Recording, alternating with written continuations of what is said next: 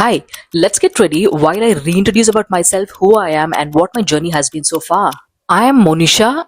My mum was born in Gujarat.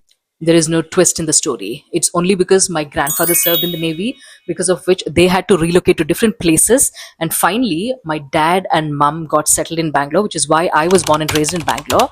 But I'm originally a Malayali.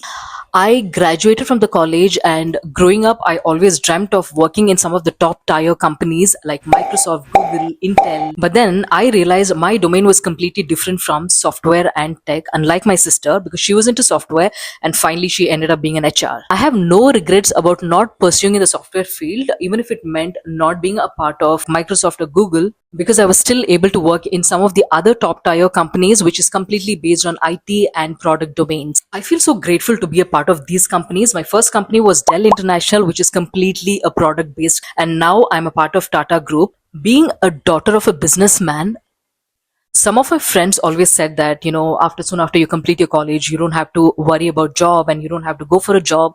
You can just sit idle at home, or take care of your dad's business. My dad owned a business which was into manufacturing equipment. It was completely based on a manufacturing factory. Like how we say five fingers are not same, my line of interest was completely different. I always wanted to be a part of this corporate company. I finally stepped into the corporate field, and you know what, hard work really pays off. Over time, the dedication that I put into my work has helped me grow into a leadership role, and now I have a team of 20 members.